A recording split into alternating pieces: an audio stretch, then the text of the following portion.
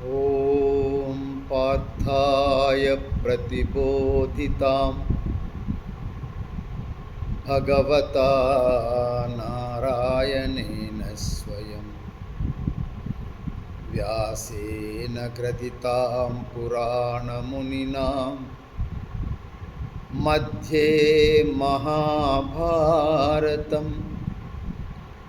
अद्वैतामृतवर्षिणीं भगवतीम् अष्टादशाध्यायिनीम् अम्ब त्वामनुसन्दधामि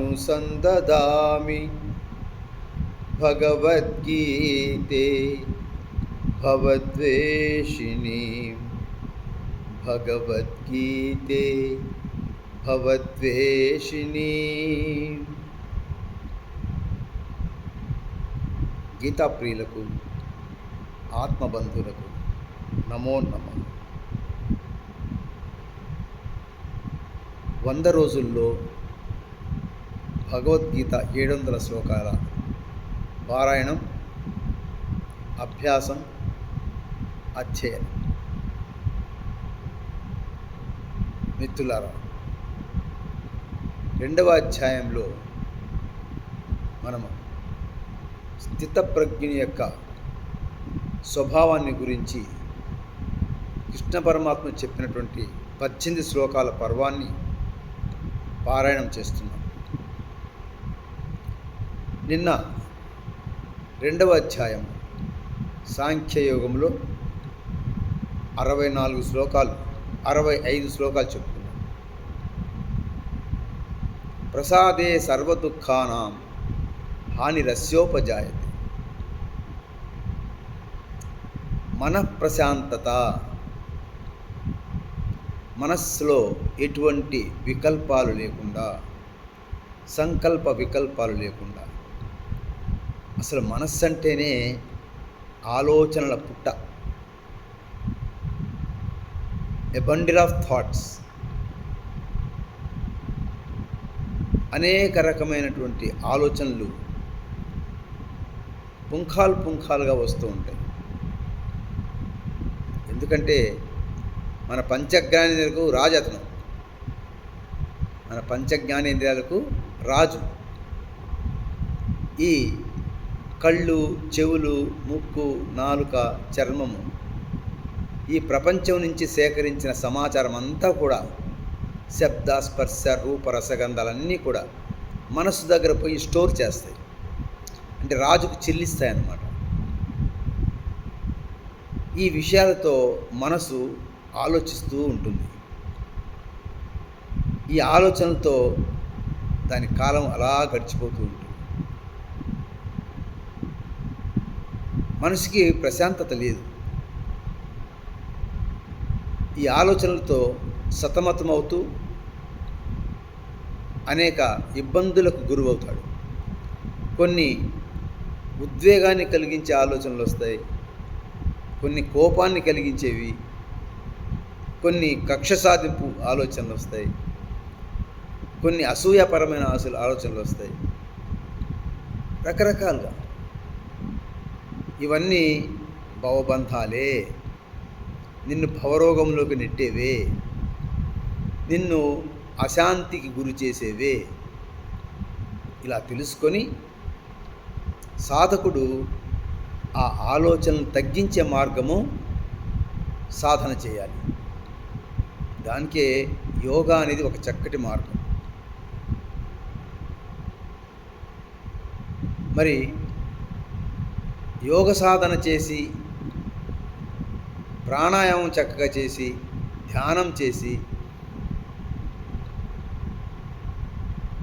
ఇంద్రియ మనో బుద్ధుల నిగ్రహం కలిగి ఉంటే అతనికి అదే వరం. ప్రసాదమధిగచ్చతి,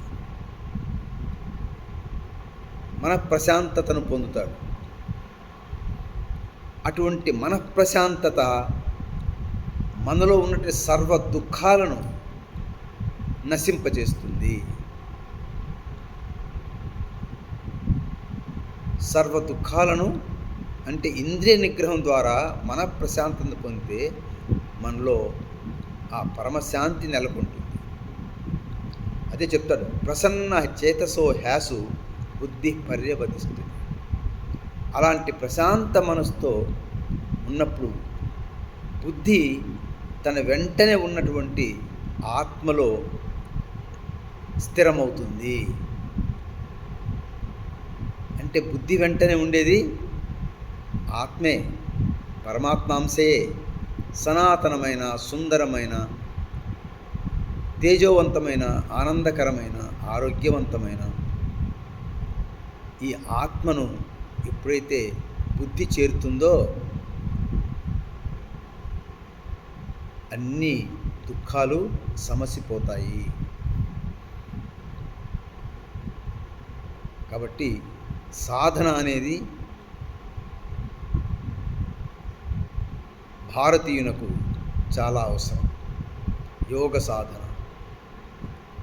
దాంతో చెప్తూ స్వామి, నాస్తి బుద్ధిరైత్యుక్స్య నా చాయుక్తస్య భావన. అంటే బుద్ధి నిగ్రహము కాని మనస్సు అతనికి ఆత్మభావన కలిగినప్పుడు. అంతేకాకుండా నా చాయుక్తస్య భావన, ఈ ఆత్మభావన లేనిదే అహం బ్రహ్మస్మి, తత్వమసి అనే భావాలు కూడా రావు. వివేకం కోల్పోతాడు, మనసు చంచలమవుతుంది. మరి ఆ నిగ్రహం వల్లనే మనసు బుద్ధి నిగ్రహింపబడి ఆత్మభావంతో ఉండి మానవ జన్మకు సార్థకమైనటువంటి తెలుసుకోవాల్సినటువంటి అంశం ఏంటంటే నేనే ఆ పరమాత్మను. ఆత్మ ద్వారా పరమాత్మను తెలుసుకోవాలి. అందుకని చెప్తున్నారు, నచా భావయతః శాంతో. అంటే అటువంటి ఆత్మభావన లేనప్పుడు ఆ పరమాత్మ కృష్ణపరం దేహినోస్మిన్, అంటే నీ దేహంలో పుట్టుకు నుంచే ఈ ఆత్మ ఉన్నది. అలాంటి భావన లేకపోతే వాడికి ప్రశాంతత ఎక్కడి నుంచి వస్తుంది? అదే చెప్తాడు, శాంతస్య కుతః సుఖం. మనసే ప్రశాంతంగా లేనప్పుడు ఇక సుఖశాంతులు ఎలా సంభవిస్తాయి? కాబట్టి మిత్రులారా, మనస్సును ఎప్పుడూ నిగ్రహంగా ఉంచుకోవడం, దానికి తగిన సాధన చేయటం అనివార్యము. ఎవ్వరికీ తప్పించుకోలేని పరిస్థితి. లేదంటే భవబంధాల్లో ఇరుక్కొని మరుజన్మలకు కారణమై లేనిపోని ఇబ్బందులు పాలవుతుందని కృష్ణ పరమాత్మ చెప్తూ 67 శ్లోకంలో వచ్చేసరికి, ఇంద్రియాణం హి చరతాం జన్మనోను విధీయతే. నీ ఇంద్రియములు అంటే కళ్ళు, చెవులు, ముక్కు, నాలుక, చర్మము, అవి చెప్పినట్టుగా మనసు వినయంగా అనుసరిస్తూ పోతే, అంటే నిగ్రహం లేని మనసు అలా చేస్తుంది. ఇంద్రియాలకు వినయంగా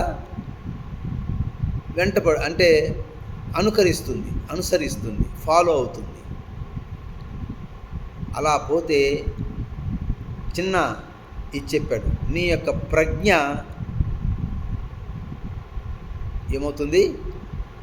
హాని కలుగుతుంది. నీ ప్రజ్ఞకు హాని కలుగుతుంది. హరతి అంటే హరించుకుపోతుంది ప్రజ్ఞ. ఎలా అంటే వాయుర్నావమివాంభస్సి అని ఒక చక్కని ఎగ్జాంపుల్ చెప్పారు. నీటిలో ఒక పడవ ఉందనుకోండి, గాలి కొట్టినప్పుడల్లా అటుపోతుంది, ఇటుపోతుంది. దాని యొక్క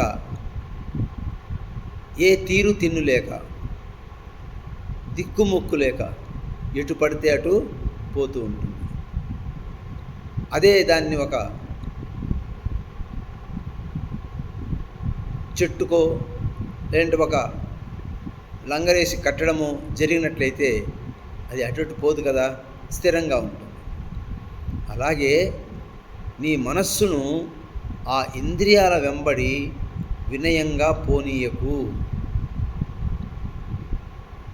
స్థిరమైన నిగ్రహమైన మనసుతో ఉండు. అప్పుడే నీలో ప్రజ్ఞ వెల్లివిరుస్తుంది, ప్రజ్ఞ వికసిస్తుంది, అంటే టాలెంట్.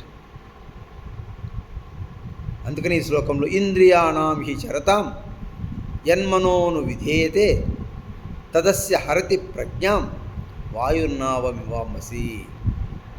నీటిపై తేలుచున్న నావను గాలి నెట్టివేయును. అట్లే ఇంద్రియార్థముల యందు, అంటే శబ్ద స్పర్శ రూపరసగంధ ఈ ప్రపంచం యొక్క ఆకర్షణలో సంచరించు ఇంద్రియములలో మనస్సు ఏ ఒక్క ఇంద్రియంతో కూడి ఉన్నను ఆ ఒక్క ఇంద్రియమే మనోనిగ్రహము లేని మనుజుని బుద్ధిని, అనగా విచక్షణ శక్తిని హరించి వేస్తుంది. జింక ఉంది కదండి అడవిలో, అది చాలా చలాకీగా చిన్న ఆకు కదిలినా కూడా అది తప్పించుకొని పారిపోతుంది. అందువల్ల పట్టేవాళ్ళు చాలా జాగ్రత్తగా దాన్ని పట్టాలి. దానికి ఏం చేస్తారు, దాని యొక్క బలహీనత ఏంటంటే చెవి అనే ఇంద్రియములు. చక్కటి ఫ్లూట్ వాయిద్యము, సంగీతం వింటే అది అక్కడ కదలకుండా ఉండిపోతుంది. అలా ఫ్లూట్ వాయిస్తూ దాన్ని పట్టుకుంటారు. అంటే అది చెవి అనే ఇంద్రియానికి వశమైపోయింది. అలా పరమాత్మ మనకి ఏ ఇంద్రియానికి కూడా మనసు వశము కాకూడదు అని ఈ శ్లోకంలో చెప్తూ, మరి ఎలా ఉండాలయ్యా అంటే తస్మాదస్య మహాబాహో, అందుకని ఓ మహాబాహు అర్జున, నిగృహీతాని సర్వశః, అన్ని ఇంద్రియములను నువ్వు చక్కగా నిగ్రహించాలి. అండి ఇంద్రియాణి ఇంద్రియార్థేభ్య, ఈ ఇంద్రియాలను ఆ ఇంద్రియ విషయార్థాల వైపు, అంటే కళ్ళు రూపాన్ని, చెవులు శబ్దాన్ని, నాలుక రుచులను, ముక్కు చక్కటి వాసనలను, చర్మము స్పర్శలను కోరుకుంటూ ఉంటాయి.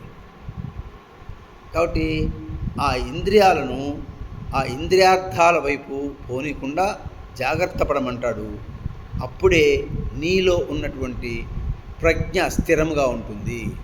ప్రజ్ఞ అంటే ఆత్మ భావన, ఆత్మజ్ఞానము హరింపజేయకుండా స్థిరంగా ఉంటుంది అని కృష్ణ పరమాత్ముడు మంచి శ్లోకం చెబుతున్నారు. మరి అదేవిధంగా ఇంద్రియములను ఇంద్రియార్థముల నుండి, ఇంద్రియములంటే 5, కళ్ళు చెవులు ముక్కు నాలుగు చర్మం. ఇంద్రియార్థములంటే శబ్ద స్పర్శ రూప రసగంధాలు. వాటి నుండి అన్ని విధములుగా పూర్తిగా నిగ్రహించిన పురుషుని యొక్క బుద్ధి స్థిరముగా ఉండును. నీ లక్ష్య సాధనలో అవి చక్కనికి ఉపయోగపడతాయి అని చెప్తూ 69వ శ్లోకంలో ఈ యొక్క ఆత్మజ్ఞానికి, అంటే నిగ్రహించుకొని ఇంద్రియములను మనస్సును నిగ్రహించుకొని ఆత్మదర్శనం చేసుకున్న వాడికి, నిగ్రహింపకుండా ప్రాపంచిక విషయాలందే ధ్యాస పెట్టి వాటి కోసం వెంపర్లాడే వ్యక్తికి తేడా చెప్తున్నారు ఇక్కడ మనకి. ఏమంటే 69వ శ్లోకంలో యా నిశా సర్వభూతానాం, యా నిశా, నిశా అంటే రాత్రి, అన్ని ప్రాణులకు రాత్రి అయినప్పుడు, తస్యాం జాగ్రత్త సంయమి, ఇంద్రియమును నిగ్రహించి ఆత్మజ్ఞాని అయినవాడు అతను అక్కడ మేల్కొని ఉంటాడు. అంటే అర్థం ఏంటంటే ఆత్మ జ్ఞానం. మరి ఇంద్రియాలు నిగ్రహించిన వాడికి అది అజ్ఞానం. ఇప్పుడు మనం చూస్తుంటాం కదా, కొంతమంది అర్ధరాత్రులు రోడ్ల మీద తిరుగుతుంటారు, పచారాలు చేస్తుంటారు, షికాలు చేస్తుంటారు. వాళ్ళకి అదే పగలు. అంటే ప్రాపంచిక విషయాల కోసము వెంపర్లాడుతూ రాత్రి సమయాన్నంతా పగలుగా వాళ్ళు చేస్తారు. ఆ సమయంలో చక్కటి ధ్యానం ఏం చేస్తాడు, చక్కగా నిద్రపోతాడు. వాడికి అది అవసరం లేదు. ఈ ప్రాపంచిక విషయాలు వాడికి అవసరం లేదు. వాడికి ఏం కావాలి? ఆత్మజ్ఞానం. మళ్ళీ ఉదయాన్నే ఆ 4 ప్రాతకాలంలో నిద్ర లేవాలి, సాధన చేయాలి, ఆత్మను దర్శించుకోవాలి, వికసింప చేసుకోవాలి, పరమాత్మ ప్రాప్తికి తప్పించాలి. ఇవన్నీ ఉంటాయి. అంటే సాధన లేని వానికి రాత్రి పగలుగా భావిస్తే సాధన చేసేవాడికి అది పగలు, రాత్రి నిద్రపోతాడు. అదేవిధంగా యస్యాం జాగృతి భూతాన్ని, ఎక్కడైతే ఈ ఆత్మపరులు ఆత్మజ్ఞానం కోసం పరితపిస్తూ దానికోసం జాగృతంగా ఉంటారో, మేల్కొని ఉంటారో, ఆ ఆత్మజ్ఞానం వైపుకి ఈ సాధన లేనివారు నిద్రపోతుంటారు. అంటే రాత్రి వాళ్ళకి అది వాళ్ళకి అవసరం లేదు. ఇతను చేసే సాధన వాళ్ళకి అవసరం లేదు. ఒక మాటలో చెప్పాలంటే సాధకుడు తెల్లవారుజామున అంటే 4 గంటలకే నిద్రలేసి చక్కగా సాధన చేస్తూ తన మనస్సుని, ఇంద్రియములను నిగ్రహింపజేసుకొని బుద్ధిని బాగా వికసింపజేసుకొని ఆత్మజ్ఞాని అవుతాడు. సాధన లేని వారు ఏం చేస్తారంటే రాత్రంతా షికారులు, జల్సాలు చెప్పి ఎప్పుడో ఏదో రాత్రికి రావడం, నిద్రపోవటం, తాగి తన్నాలు ఆడటం, ఇలా చేస్తున్న వారికి ఇద్దరికి తేడా ఉంటుంది కదా. వీడు ఆత్మజ్ఞాని అవుతాడు, వాడు దేహభావంతో అజ్ఞాని అవుతాడు. ఇదే ఈ శ్లోకంలో స్వామి చెప్పబోతున్నాడు. నిత్య జ్ఞాన స్వరూప పరమానంద ప్రాప్తి అందు స్థితప్రజ్ఞుడైన యోగి మేల్కొని ఉండును. అది ఇతర ప్రాణులన్నింటికి రాత్రితో సమానము. నశ్వరమైన ప్రాపంచిక సుఖప్రాప్తికై ప్రాకులాడుచు ప్రాణులన్నీ మేల్కొని ఉండును. అది పరమాత్మతత్వం ఎరిగిన మునికి, అంటే మన్నశీలునకు, ఇంద్రియ నిగ్రహం చేసిన వాడికి రాత్రితో సమానము.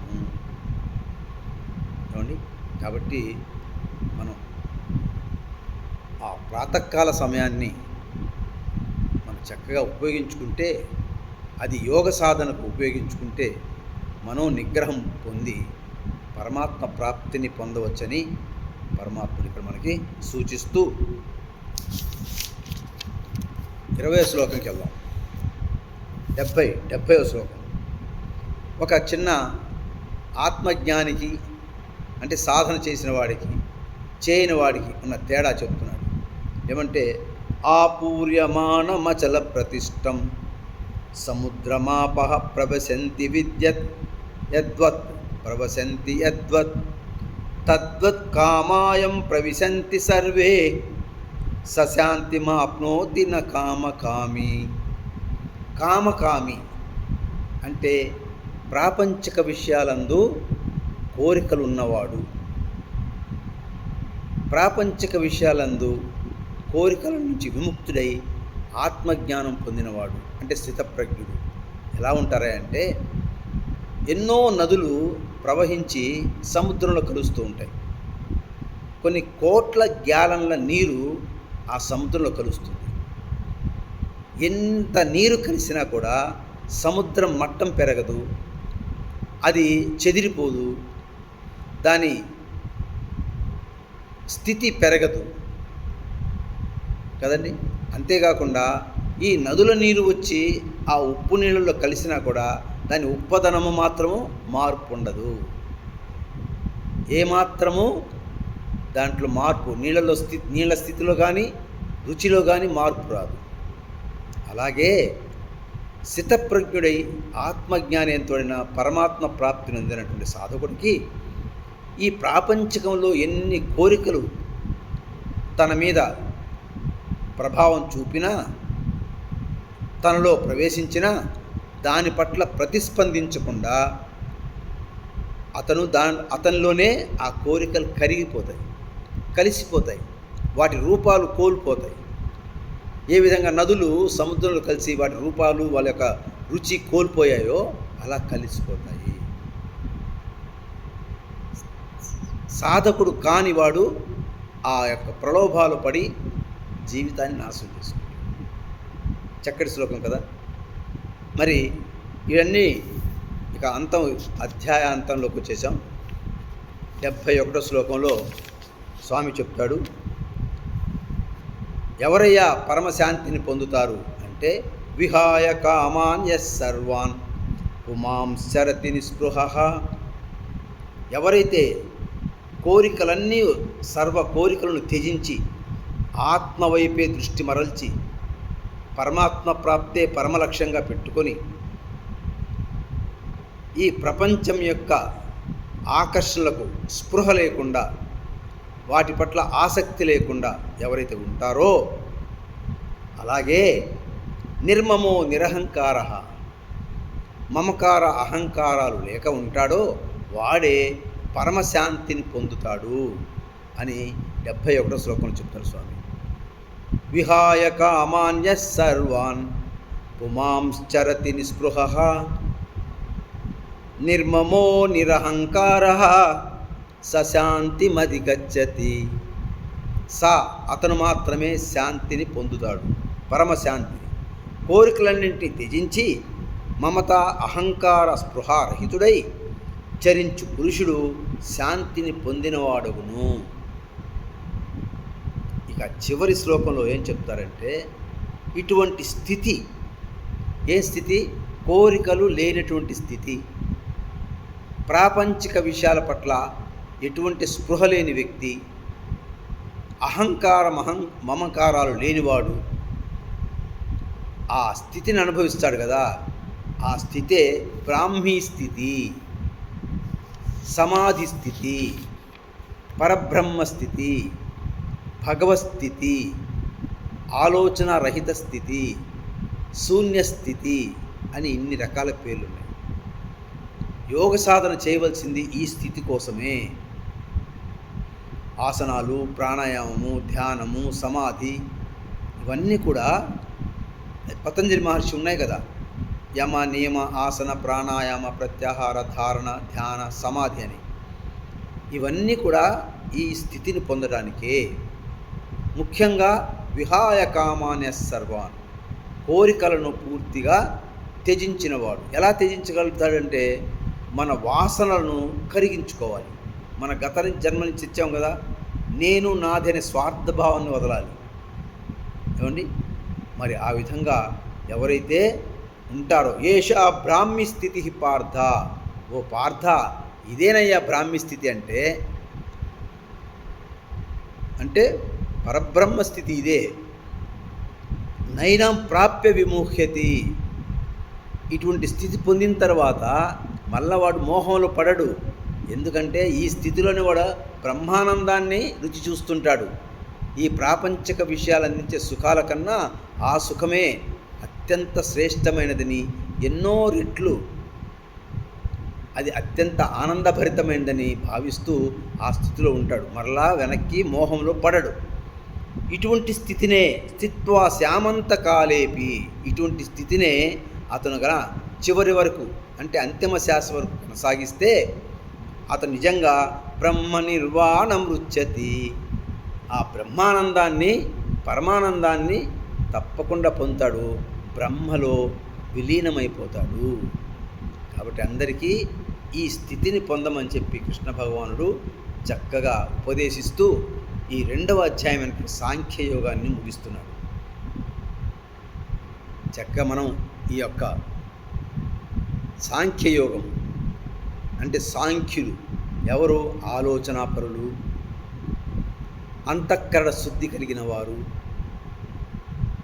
అంతర్ముఖులైన వారు అంటే ధ్యానం చేయువారు, ఆత్మజ్ఞాన ప్రాప్తి కోసం పరితపించేవారు, వీరిని సాంఖ్యులు అంటారు. దానికి సంబంధించిన విషయాలన్నీ ఈ అధ్యాయంలో చెప్పబడినవి. కాబట్టి సాంఖ్యులుగా వెలుగొంది జ్ఞానాన్ని పొంది చక్కటి బ్రాహ్మీ స్థితిని పొందవలసినగా. ఓం తత్సత్. సర్వే జనా సుఖినో భవంతు. ఓం తత్సదితి శ్రీమద్భగవద్గీతాసు ఉపనిషత్సు బ్రహ్మ విద్యాయాం యోగశాస్త్రే శ్రీకృష్ణార్జున సంవాదే సాంఖ్యయోగో నామ ద్వితీయోధ్యాయః. సర్వధర్మాన్ పరిత్యజ్య